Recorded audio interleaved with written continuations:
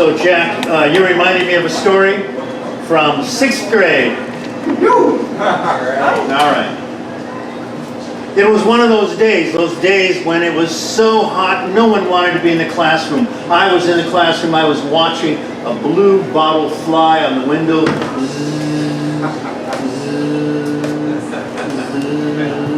The fly wanted to be outside, I wanted to be outside, everyone wanted to be outside, except for Sister Dominica, who wanted us to do math. And suddenly I heard her say it, "Tony Martinez, come to the board," and everyone stopped.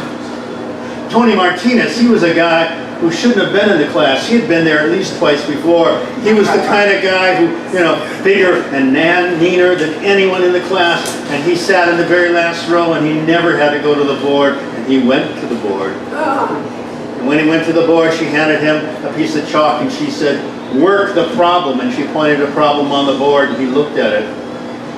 He looked at it for a long time, and she said, "Mr. Martinez, you will do the problem." And all of a sudden, out of his pocket, and with a snap, came the switchblade knife.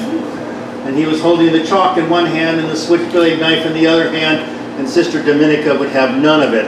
She went up, and she took the chalk in one hand and the switchblade knife from the other hand, and she put them in her hands, and she said, "Mr. Martinez, you must choose. And you must choose now.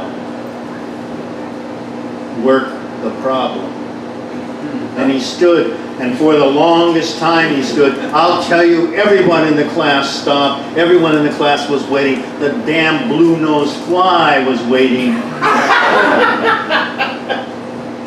And he took the knife, and folded it up, and he put it in his pocket, and he walked out the door, and we never saw him again.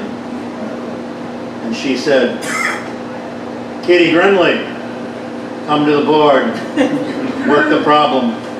And Katie got up and she went to the board, and the fly.